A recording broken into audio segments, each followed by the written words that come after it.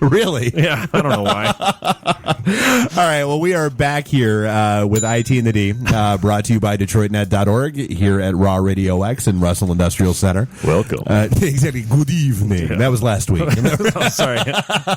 Day late and a dollar short. Still stuck in a rut. All right, so PBR. Yeah, that's right. Oh, you need one. Yes, sir. We have those. All right. So one thing we do have. Yeah, exactly. Yeah, like a well-oiled machine, I tell you. So we are still sitting here with Tom and Excellent. Sherry. And so, Tom, let's talk a little bit about Agile and Beyond. Agile and Beyond. Agile. Oh, sorry, Agile. That's okay. Not Agile. People say that. It's all about the syllable emphasis. We all have peccadillos. That's one of mine. Yeah. So it's February 22nd. Yes, it is. Adobe Hotel, Dearborn. Okay. Yeah. And so what is it? What's the scoop? Like why? So, we always try to have, it is IT in the D. We try to have at least a little bit of an IT focus. Let's bring it right back. What is Agile and Beyond and why do people want to know about it and go to it? Agile and Beyond is a conference that Marvin Toll started, I don't know, like 5 or 6 years ago, I guess. He was really interested in Agile and what we could do in this region. Well, I don't want to speak for him. I don't know what he put together a great group of people to really try and see where should we go with Agile. I think part of the theme at the time was people are really interested in what's next, what's different than Agile, because we've kind of been doing that for about 10 years, 12 years now. Okay. What's the next thing in IT that's going to help us get to the next level? How do we help businesses gain a competitive advantage? And that was it. That was the whole Beyond thing. So, and that was I guess that's a good point. So, we did talk about the whole Agile versus Waterfall back in episode 5 when we had, Chris and H-Bomb in here. Yep.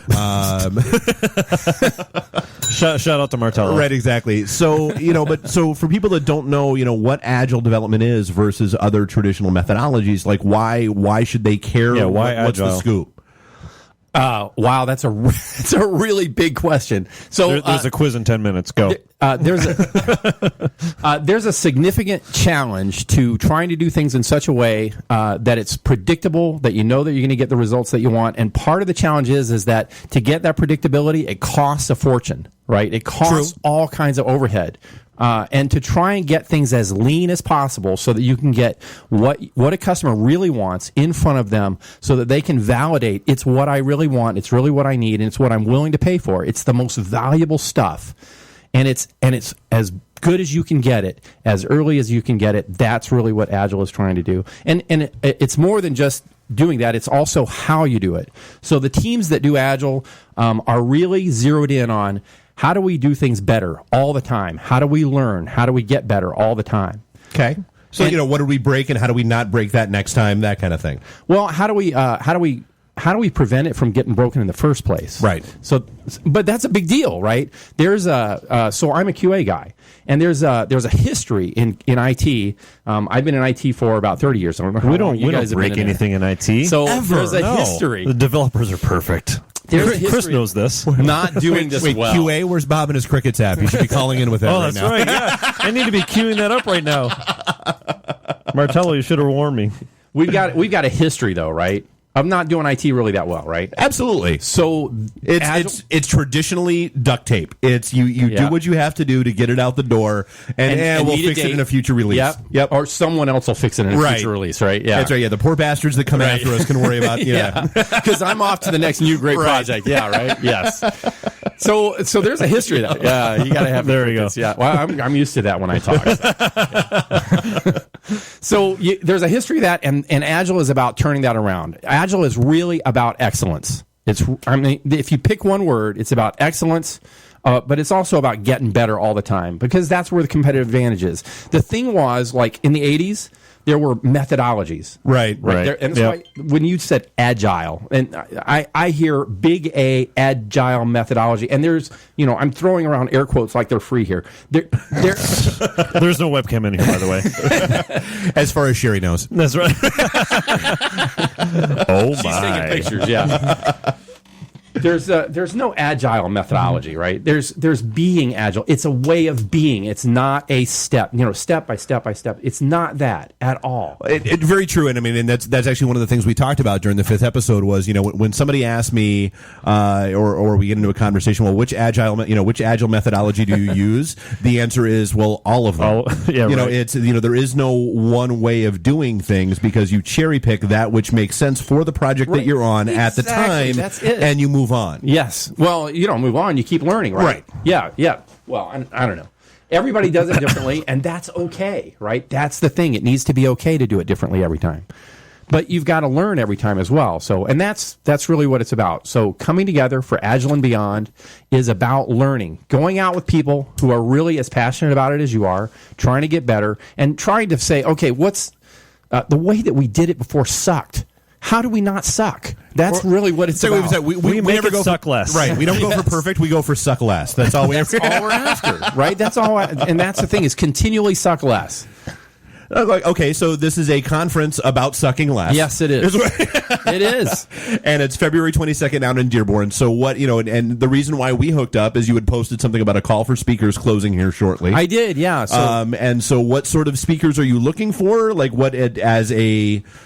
who should be submitting a speaker bio or presentation? So those people that are passionate about doing IT better. Now, that makes it pretty broad, right? True. And I think it should be broad because the audience is product owners, delivery leads, project managers, developers, architects, business analysts, systems analysts, quality people. So the audience is so broad, and the spectrum of skill is so wide, right? We've got people that are brand new to it. They've just learned about it, which blows me away, right? 10, 12 years of Agile being around and having people that are brand new to it. Well, guess what? Somebody's got to say, I've been to the bottom of the Grand Canyon. I know how to get there and get back safely. Let me show you the way.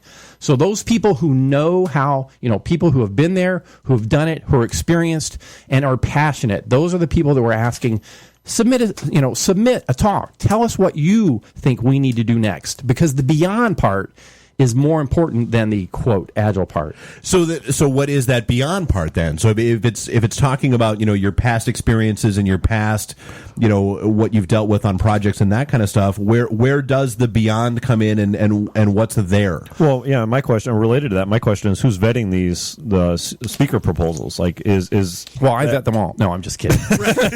He is the authority. Yeah, come to me, speakers.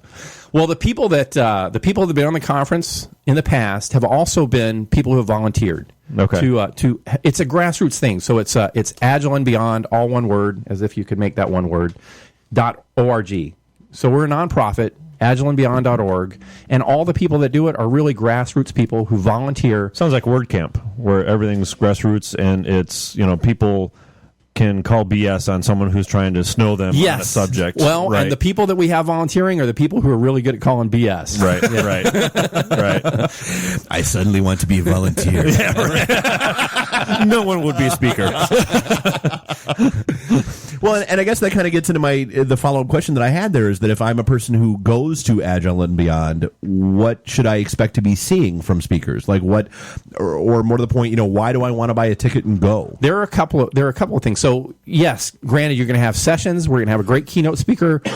We always have a great keynote speaker. I've got like a list of them that we've had for years.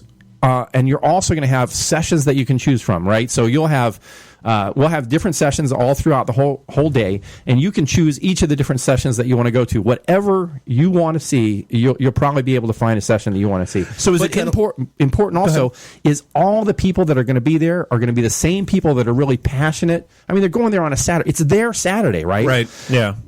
These people, the speakers as well as the people that are there, are the people that are going to be leaders in IT. Those are the people that are out there about, they're pushing the edge of the envelope. They're the people that are saying, yeah, I understand there are best practices, but I think there are better best practices. Right? And I'm one of the people that wants to try and invent that. And they want to do it collaboratively. And when a speaker is done, they're not done. They're staying at the conference. They're going to the different sessions, and they're there available to talk. This has happened every year. That's where the networking happens. That's where the connections are made. Massive amount of networking. Yep. A lot of people go there that don't even go to the talks. They just want to talk to people in the halls and get that connection. There are an awful lot of people like that, but almost everyone, I mean, when the sessions start, the hall's clear. I do the open spaces sessions a lot of times, and so that's all the people that are trying to really invent something new and different. Like, you know, the people that are really on the edge of the envelope, they go to open spaces and they find a group of people that are like them, and they kick ideas around. They try and invent real time at the conference, right? Here's what I've been working on this year, and there's you see a lot of the same people. Yeah, a lot of times, Now, granted, we have it's 700 people, right? We've started out, we got like 500 people when we first started. We're up to 700. I don't know if we're gonna if the Adoba is there a cap? Is there a Well, the Adobas, it's about 700. I think that's all we can get, and we've sold out, right, year after year after year. So and you want to get the early birds. So, and are tickets on sale now? Tickets are on sale. You know what? I'm pretty sure tickets are on sale. If you go on the website, I believe the tickets are on sale. agileandbeyond.org. Yeah. Okay. So, and I guess that that what I was saying is it kind of like like Code Mash and a lot of the other conferences that you see out there where you see a lot of the same people. Well, that's yes, for sure, it's and that was part of what we had talked about, back at the bar, and we'll get to that in a sec. Where we talked about back at the bar. Yeah, well, the whole thing about why it fills up and why because it's those speakers that you get here that if you're going to go see them someplace else, it's going to cost you thousands of dollars at that conference. Yeah. But right. Is it when you're running these separate tracks and these separate sessions, do they fill up and people? I can't go to that one. I've got to go to something else. The Adoba is really good. It's a great venue for this, and so the rooms that we get for the Adoba are they're really big. I mean, we can get as many as and ahead of time we try and figure out how many people are going to go to the different sessions, and we set the scale of the rooms based on the different sessions type. Makes sense. I haven't really seen any room that was so full that no one could go in, because there's always room to get more people in for the stuff. Is the day itself fluid like that, or do you actually have, when people buy a ticket, are they saying, I want to go to this, and this session, or is it just a ticket and they can No, it's really fluid. Oh, yeah. Okay. Yeah. Now, the keynote, of course, everybody's in one big auditorium. Well, Sure. It's not an auditorium. I don't know what you call it, but it's big room. It's Big the big conference room. room. Yeah, Yeah, it's the right. big room. Right. The The banquet room. Right, It's yeah. the banquet room.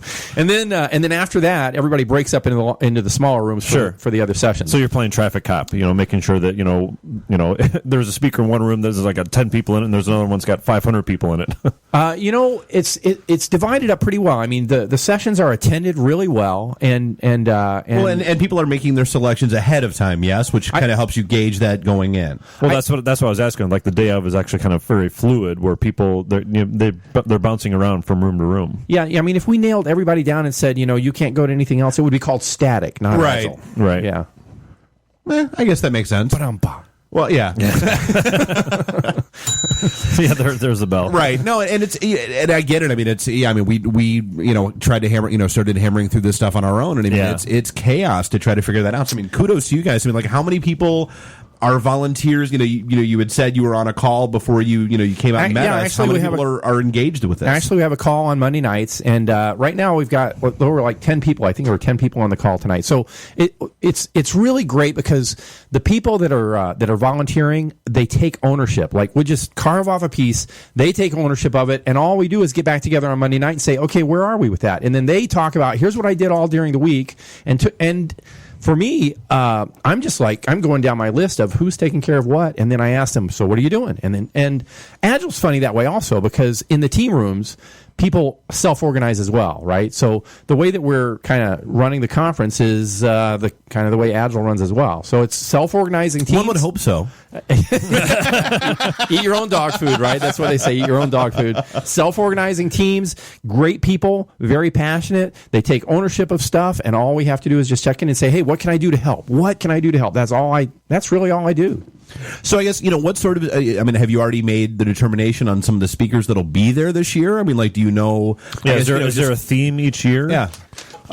This year, the only one that we've made confirmed is is the keynote speaker, Joshua. Wow, you brought more notes than I Kierieski. did. Yeah, that's actually pretty good. I didn't do these though. So somebody else did these. So that's somebody did these for me. That's the thing. So it's real. That's really what it is. We need a secretary really or works. admin Sorry, assistant. we need interns. Interns. That's what it is. Yeah. Trying to be politically correct. So, I'm sorry. I got a lot of great help. So the keynote is going to be For him, he is doing a keynote on faster processes for producing lean software development, extreme and lean. okay. And Now we have Lean. yes, so we have almost I think 24 other slots for other, but those speakers haven't been chosen yet. gotcha. Yeah. So that's the whole submission process, and Yep. you said there was some sort of voting that went on.